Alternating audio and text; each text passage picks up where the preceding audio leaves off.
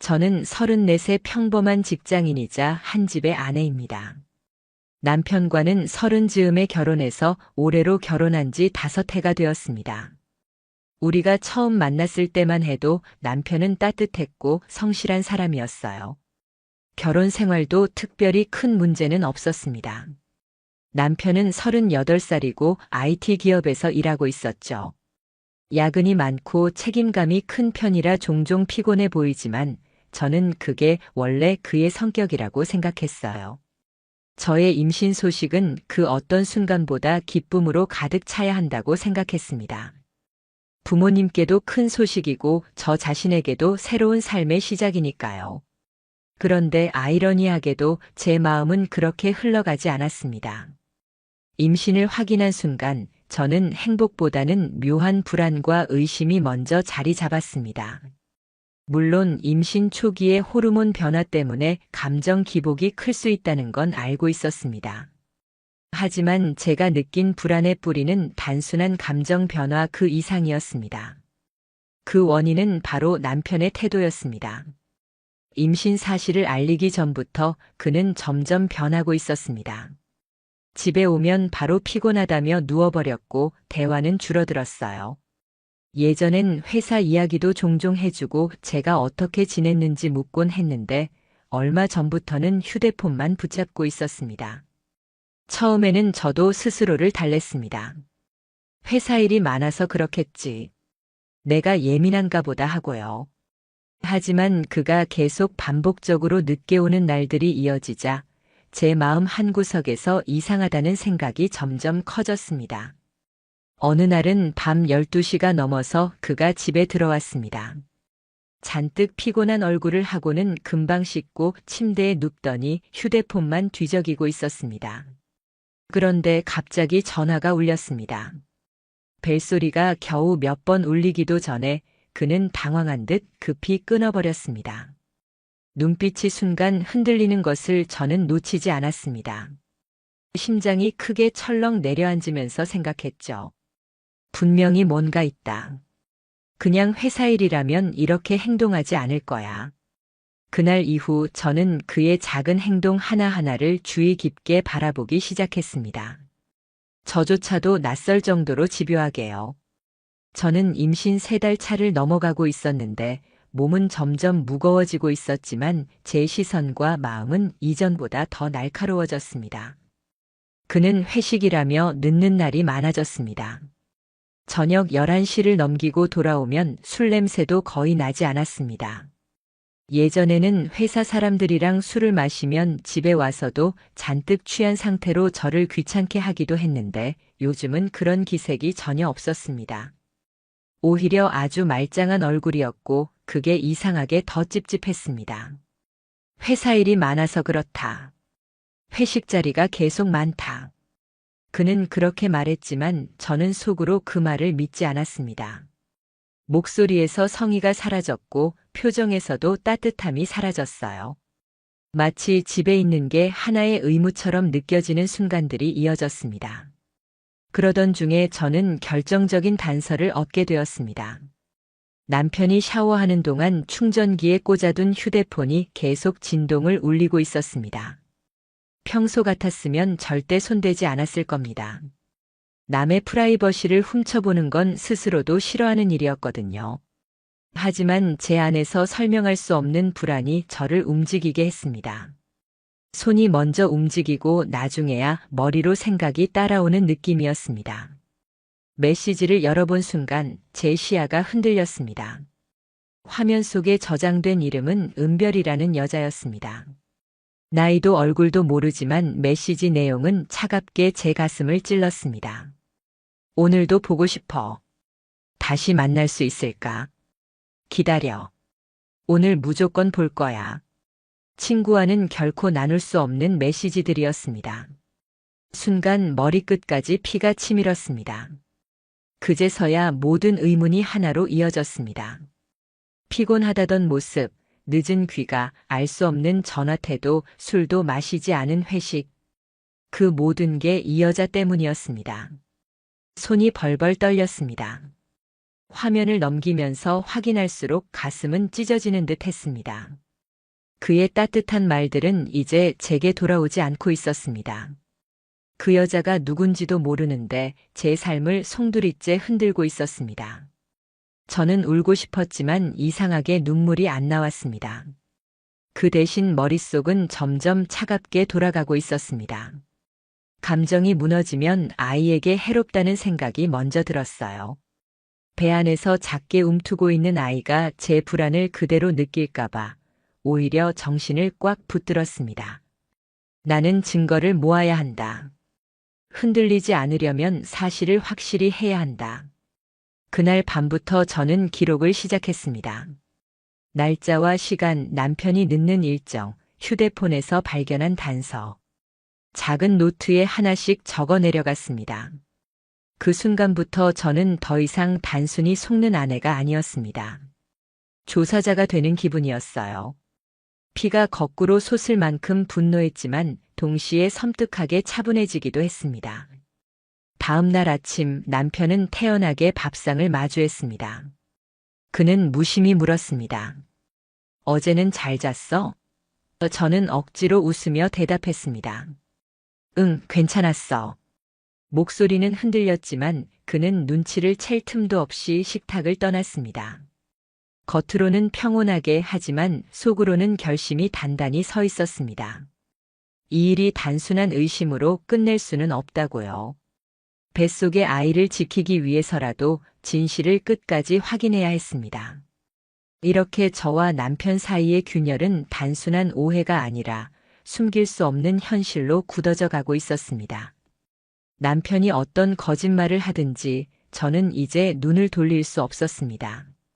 제 집착 같았던 불안이 사실로 드러나면서 드디어 본격적인 싸움의 시작이 다가오고 있었던 겁니다. 임신이 13주 차에 접어들면서 제 몸과 마음은 모두 힘겨워지고 있었습니다. 매일 아침이면 어김없이 속이 울렁거렸고 손끝은 차가워졌어요. 창백한 제 얼굴을 거울로 볼 때마다 속상했지만 뱃속에 작은 생명이 잘 자라고 있다는 것은 제게 희망이었습니다. 그런데 남편의 표정과 행동은 전혀 그렇지 않았어요. 어느 날 새벽 눈을 떴을 때 남편은 침대 옆에서 휴대폰을 붙들고 있었습니다. 화면은 보이지 않았지만 쉴 새 없이 빠르게 메시지를 주고받는 듯 했어요. 얼굴은 피곤하기는커녕 오히려 들뜬 모습이었죠. 순간 제 심장은 이상하리만치 크게 뛰었지만 이내 그냥 기분 탓이야라고 스스로를 달랬습니다. 그날 오전 산부인과 정기 검진이 있었습니다. 남편은 회의만 끝나면 바로 갈게라고 전했지만 끝내 오지 않았어요. 저는 혼자 초음파 검사실 대기실에 앉아 차분히 순서를 기다렸습니다. 그 시간 동안 제 휴대폰에 결제 알림이 뜨는데 화면을 본 순간 손에서 폰이 미끄러질 뻔했습니다. 알림에는 오후 11시 26분 땡땡 와인바 승인이라는 문구가 선명했어요. 남편은 평소 술을 거의 마시지 않고 임신 소식 이후로는 아예 끊었다고 했었습니다. 그런데 늦은 밤 와인바에서 2인용 세트를 결제했다니 제 머릿속이 얼어붙었죠. 아이가 무사하길 바라면서도 제 마음속에선 불길한 예감이 눈덩이처럼 커졌습니다. 검진은 무사히 끝났고 의사는 아이 심장이 튼튼하게 뛰고 있다고 말해줬어요. 저는 고개를 끄덕였지만 마음은 온통 무거웠습니다. 병원 직원이 남편분도 함께 오셨어요? 라고 묻자 저는 회의가 길어졌어요 라고 대답했지만 그 작은 말 속에서도 목소리가 계속 떨렸습니다. 병원을 나와 약국에서 엽산을 사고 버스를 탔습니다. 창밖으로 따사로운 햇살이 비쳤는데 거리와 사람들의 얼굴은 평온했습니다. 오직 저만이 세상에서 홀로 흔들리는 듯한 기분이었어요. 집에 돌아오자 남편 코트 주머니에 주차권 영수증이 있었습니다. 회사 근처도 아니었고 우리가 사는 동네도 아닌 도심 반대편 한 작은 상권에 이름이 적혀 있었어요. 남편이 한 번도 가본 적 없다고 했던 지역이었는데 그곳은 남편이 자주 간다는 술집들이 모여 있는 곳이었습니다. 영수증에 찍힌 시간은 와인바 결제 알림과 거의 비슷했고 차 번호판도 우리 차 번호가 맞았습니다. 그 순간 전 몸서리쳤죠. 저는 차량 블랙박스 SD카드를 뽑아 노트북에 꽂았습니다. 밤 10시를 조금 넘긴 시각, 비가 살짝 내리는 가운데 주차장 화면에는 우리 차가 천천히 들어오고 있었어요. 조수석 문이 열리면서 누군가가 우산을 접으며 내렸습니다. 얼굴은 정확히 보이지 않았지만 긴 머리카락과 밝은색 코트가 분명히 보였어요.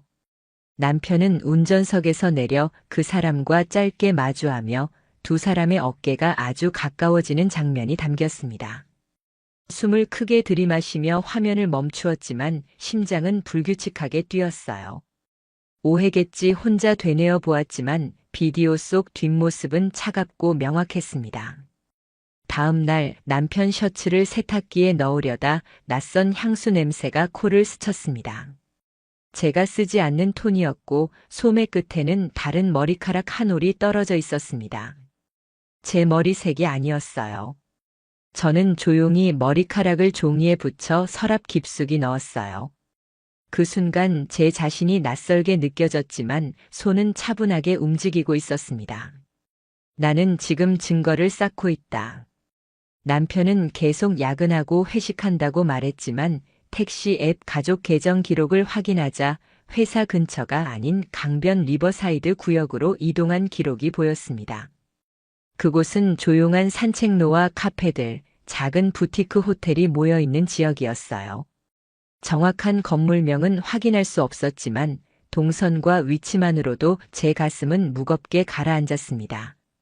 저는 마음을 다잡고 식탁 가장자리를 단단히 붙잡았어요. 억울함과 분노가 목까지 차올랐지만 뱃속 아이가 작은 움직임을 보이자 참았습니다. 이 아이가 편안해야 해. 난 흔들리면 안 돼. 저녁 무렵 남편이 집에 들어왔습니다. 저는 일부러 아무렇지 않은 표정으로 늦었네라고 말했죠. 남편은 샤워를 하고 침대로 가며 휴대폰 화면이 보이지 않도록 뒤집어 놓았습니다. 저는 등을 돌려 누워 천장을 바라봤습니다. 순간 내일도 늦을 것 같다는 그의 말소리가 방 안에 잔잔히 울렸고 저는 그래라고 대답했습니다. 입술이 바짝 말라 있었습니다. 그 다음 날 저는 우연히 남편이 실수로 동기화한 캘린더 알림을 보게 되었습니다. 캘린더에는 저녁 8시 북쪽 다리 아래라는 일정이 적혀 있었는데 그곳은 우리 집과 회사 어느 쪽도 아니고 바로 그 리버사이드 구역으로 이어지는 인도교였습니다. 메모에는 우산, 회색 코트라고 쓰여 있었어요. 저는 그 글자를 오래 바라보면서 혈관이 끓는 듯 아팠습니다. 그날 저녁 저는 산책을 핑계 삼아 북쪽 다리 아래로 걸어갔습니다. 해가 지고 나서 가로등이 노란빛을 뿜어내던 그곳에는 버드나무 그림자가 드리웠고 강물은 조용히 흘렀습니다. 멀리서 회색 코트를 입은 여자가 나타났어요. 그녀는 우산을 접으며 머리를 만지는 습관이 있었습니다. 그리고 정확히 그 순간 남편이 나타났습니다. 그들은 서로를 알아보는 듯 자연스럽게 가까워졌습니다. 그들의 속도로 다가서자 저는 숨을 조용히 들이마셨습니다. 짧고 낮은 목소리로 인사를 나누었고 긴 포옹이나 과장된 제스처 없이 어깨가 자연스럽게 붙으며 어색함 없는 듯한 움직임이 보였습니다. 그 눈빛은 모든 걸 말해주었어요. 저는 손이 떨렸지만 휴대폰 녹음을 켰고 바람소리 사이로 두 사람의 낮은 웃음소리가 묻어났습니다. 화면에서는 멀리 떨어져 있었지만 시간과 장소, 동선은 모두 저의 눈에 담겼습니다. 두 사람은 강변을 따라 천천히 걸었고 잠시 늦은 벤치에 앉았다가 카페 골목으로 사라졌습니다. 저는 멀찍이 간격을 두고 그들을 따라갔어요. 카페 유리창에 비치는 남편 얼굴은 알던 얼굴이었지만 표정은 낯설었고 여자가 말할 때 고개를 기울이는 모습이나 계산대에서 자연스럽게 자리를 비켜주는 모습, 종이컵을 주고받는 모습까지 모두 익숙함을 전제로 하는 행동들이었습니다.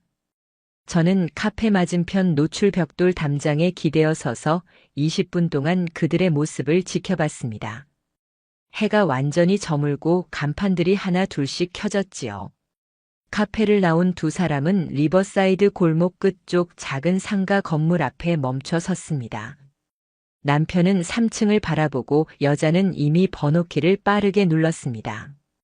출입문이 서서히 열렸고 두 사람은 계단으로 사라졌습니다. 저는 그 문이 닫히는 순간까지 뚫어지게 바라보고 있었어요. 그 자리에서 소리치거나 뛰어들지 않은 제가 이상했죠. 대신 저는 시간을 꼼꼼히 기록했습니다. 출입문 CCTV 각도, 간판 위치, 옆 상가 폐점 시간, 가로등 고장 위치, 제가 서 있던 자리와 동선까지 모두요. 숨은 차분했고 눈물은 나오지 않았습니다. 마음이 무너져 내려야 하는데 머릿속은 정확하게 정리되고 있었어요. 아마 아이 때문일 겁니다. 울어버리면 숨이 가빠지고 숨이 가빠지면 배가 단단해지는 걸 원하지 않았으니까요. 한참 뒤 1층 철문이 삐걱이며 열리고 두 사람이 나란히 내려왔습니다. 약간 간격을 두고 걷는 그들의 모습, 남편은 휴대폰을 확인하고 여자는 머리카락을 넘기며 옅은 미소를 지었습니다. 그 순간에도 저는 뛰어들지 않고 반대편 버스 정류장 유리에 비친 그림자로 동선을 다시 확인했어요. 두 사람은 각자 다른 방향으로 흩어졌습니다. 집에 돌아온 남편에게 저는 아무렇지 않게 말을 건넸어요. 오늘도 늦었네. 그가 회의가 길어졌다라고 말하자 저는 손을 씻으며 몸 조심해라고 자연스럽게 대답했습니다. 하지만 가슴속에는 차갑고 단단한 결심이 자리했죠. 그날 밤 저는 접은 영수증 한 장을 찍어 사진으로 남겼습니다. 와인바, 주차권, 택시 영수증, 블랙박스 영상, 카페 영수증, 오피스 출입 시간까지. 증거가 점점 쌓일수록 냉정함 속에 자리한 분노는 더욱 선명해졌습니다. 그리고 밤이 깊어질수록 저는 스탠드를 켜고 노트북을 열었습니다. 페이지 위에는 크게 적었습니다. 아이는 무슨 잘못이 있나? 그 아래로 각 시간과 장소, 증거를 적으며 저는 몸도 마음도 긴장 상태로 기록했습니다. 새벽 어둠이 엷어지자 저는 소파에 기대어 창밖을 바라봤습니다. 마음속으로 결심했어요. 다음 한 번만 더 확실하게 보고 증거를 확보하자고. 그리고 그 한 번이 우리 결혼의 마지막이 될 거라는 걸 누구보다 정확히 알고 있었습니다. 남편의 거짓말이 쌓여갈수록 제 마음속 의심도 점점 단단해졌습니다. 임신 초기였지만 무너지고 싶지 않았어요. 뱃속에 있는 아이를 위해서라도 저는 차분한 상태를 유지해야 했죠. 그래서 제 행동은 점점 조사자의 그것처럼 변해갔습니다. 어느 날 남편이 집을 나서기 전 저는 몰래 그의 차 키를 챙겼습니다. 지하 주차장에서 차에 다가가자 은은하게 풍기는 섬유유연제 냄새가 코끝을 스쳤어요. 분명 제 것이 아니었죠. 조수석 발밑에는 작고 가느다란 머리끈이 놓여 있었습니다. 제 일상에서는 절대 볼 수 없는 물건이었어요. 조심스레 손에 장갑을 끼고 머리끈을 지퍼백에 넣은 뒤 가방 안쪽 주머니에 숨겼습니다. 이건 증거일 뿐 감정은 섞지 말자. 스스로를 다독이며 저는 다시 집으로 향했습니다. 며칠 후 남편은 오늘은 거래처 사람들과 저녁을 먹는다며 늦는다고 했습니다. 저는 아무 말 없이 그래라고 답했고 택시 앱 기록을 확인했습니다. 예상대로 목적지는 회사 근처가 아닌 강변 리버사이드 구역이 찍혀 있었어요. 그곳은 조용하면서도 로맨틱한 분위기의 산책로와 카페가 있는 곳이었습니다. 마음이 혼란스러웠지만 저는 결국 그곳으로 향했습니다. 멀찍이 떨어진 거리에서 그들의 그림자가 나란히 움직이는 모습을 보았을 때 숨이 멎는 듯 했지만 발걸음은 멈추지 않았습니다. 가까이 다가가는 대신 적당한 거리를 유지하며 몰래 뒤따랐어요. 두 사람은 서로를 바라보며 작은 농담에 맞춰 웃고 익숙하지만 위험한 제스처로 손짓을 주고받았습니다. 그 짧은 순간만으로도 제 마음은 산산이 부서졌어요. 하지만 운 좋게도 흐릿한 거리에서 휴대폰을 꺼내 시간을 기록할 수 있었습니다. 그들이 어느 가로등 아래에서 몇 분 동안 만났는지, 어떤 건물로 들어갔는지 하나하나 적었죠. 밤 깊은 시간 그들이 건물 안으로 사라진 뒤에도 저는 그 앞에서 한참을 서 있었습니다. 들어갈 수는 없었지만 문이 닫히는 순간의 소리와 불빛이 머릿속에 깊게 남았어요. 그리고 깨달았죠. 이제 되돌릴 수 없다. 끝까지 확실히 확인해야 한다. 집에 돌아온 남편은 입가에 미소를 띠며 오늘은 힘들었어 라고 말했지만 저는 웃으며 물 한 잔을 건넸습니다. 표정은 평온했지만 속은 차갑게 얼어붙어 있었어요. 그가 말한 회의라는 단어를 저는 더 이상 믿지 않았습니다. 그리고 저 역시 앞으로 나아갈 길을 명확히 알게 되었죠. 남편의 거짓말과 불륜의 증거가 하나둘 쌓이면서 제 내면의 분노는 점점 깊어졌습니다. 하지만 저는 감정적으로 무너지지 않으려 애썼어요. 임신 중이라는 현실이 더 조심스럽게 만들었고 무엇보다 아이를 위해서라도 침착해야 했습니다. 그래서 저는 더 이상 감정에 끌려다니지 않고 차분하고 냉정하게 행동하기 시작했습니다.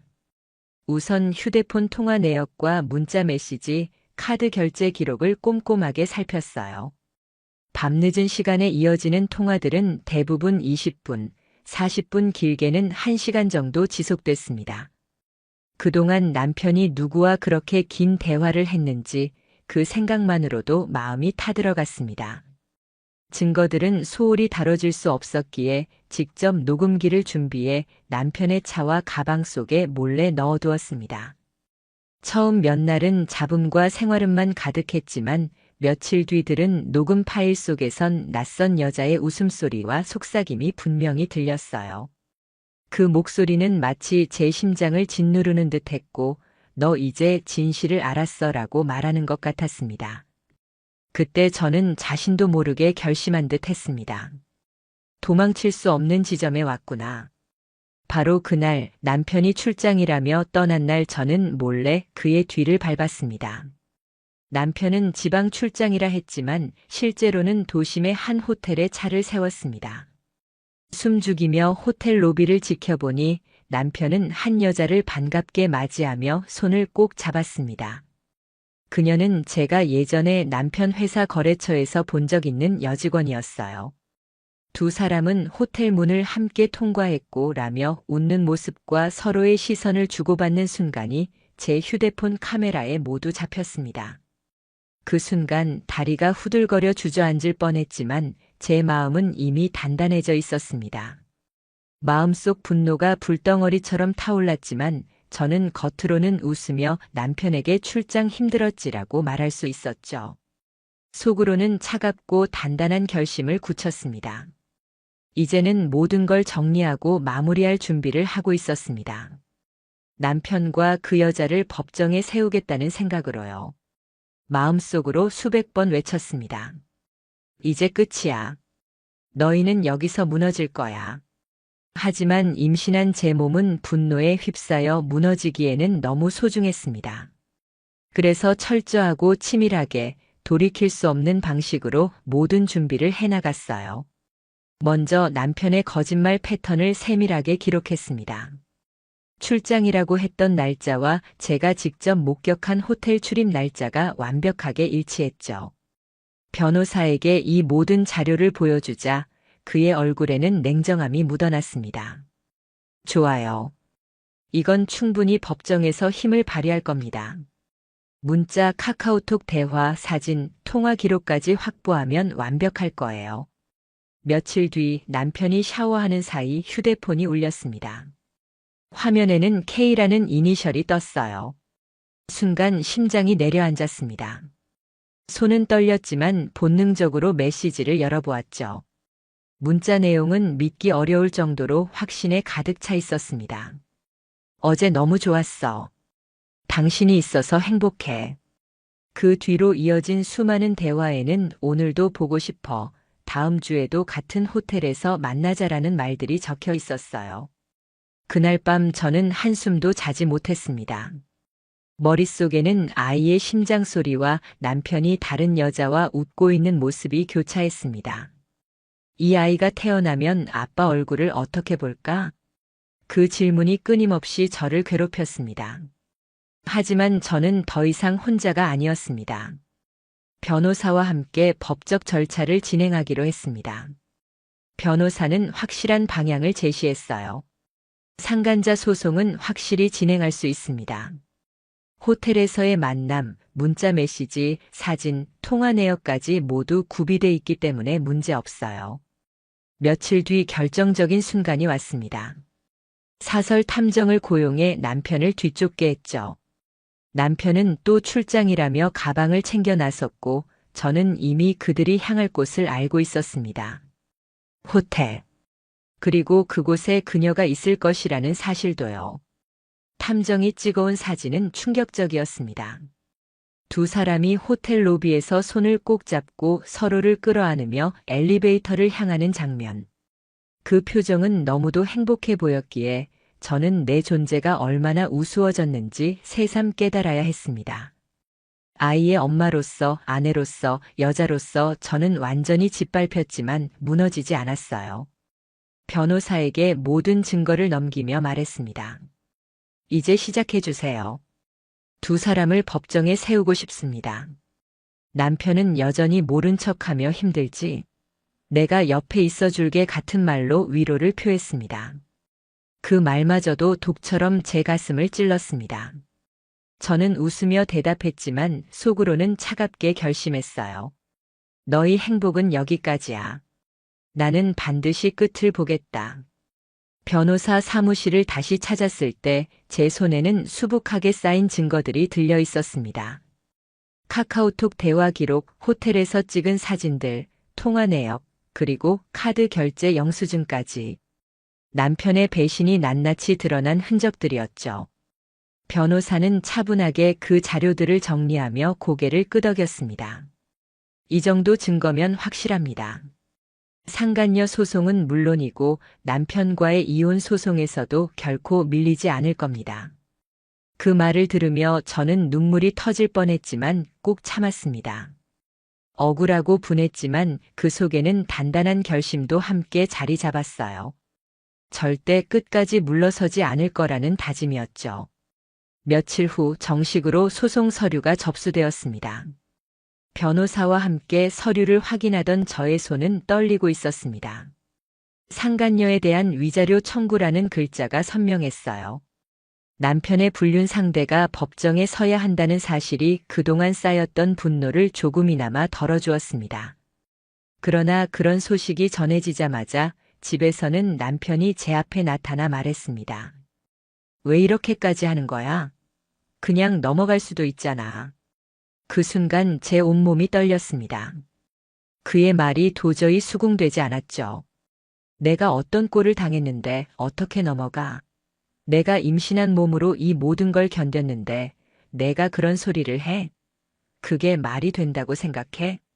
남편은 아무 말도 하지 못했고 입술만 달달 떨며 방으로 들어갔습니다. 그 모습은 저를 더욱 역겨움과 분노로 몰아넣었어요.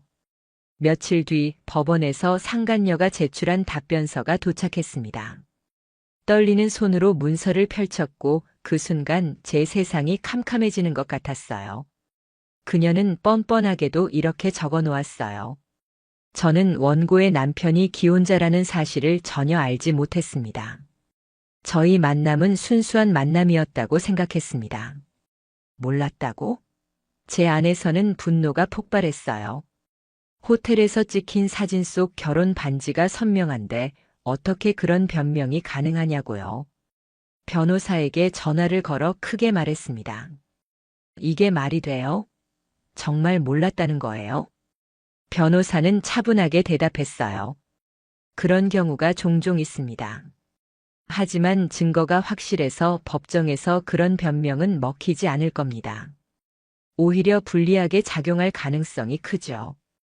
그 말을 듣고서야 저는 숨을 고르고 눈물을 훔칠 수 있었습니다. 그럼에도 불안감은 완전히 사라지지 않았어요. 이번 싸움이 단순한 법정 싸움이 아니라 제 인생 전체를 건 투쟁임을 깊이 실감했기 때문입니다. 남편은 점점 저와 말도 하지 않았고 집 안 분위기는 냉랭하기만 했습니다. 그가 회사에서 돌아올 때마다 또 그녀를 만나고 있을지 모른다는 생각에 미칠 듯한 화가 치밀어 올랐지만 저는 흔들리지 않았어요. 아이에게 말했어요. 엄마가 꼭 지켜줄게. 아빠는 더 이상 우리 편이 아니야. 하지만 엄마는 끝까지 버틸 거야. 마침내 재판날이 다가왔습니다. 떨리는 다리를 부여잡고 법정에 섰죠. 남편과 상간녀도 그 자리에 나와 있었고 두 사람은 서로 눈빛을 주고받으며 어색한 표정을 짓고 있었어요. 그 모습을 보며 제 마음속에 단단한 감정 하나가 자랐습니다. 너희는 오늘 끝이다. 법정에 들어서자 무거운 공기가 가득했습니다. 재판장 앞에는 저와 변호사 그리고 남편과 그의 변호사 상간녀까지 모두 앉아 있었죠. 제 손은 땀으로 젖었고 가슴은 쿵쾅거려서 숨이 턱 막힐 것 같았습니다. 재판장은 차분한 목소리로 제출된 증거들을 하나씩 살펴보았습니다. 호텔 카드 결제 내역, 카카오톡 대화, 사진까지 모두 꼼꼼히 검토했죠. 증거를 보는 상간녀의 얼굴이 점점 하얗게 굳어갔고 그녀는 입술을 꽉 깨물며 시선을 피했습니다.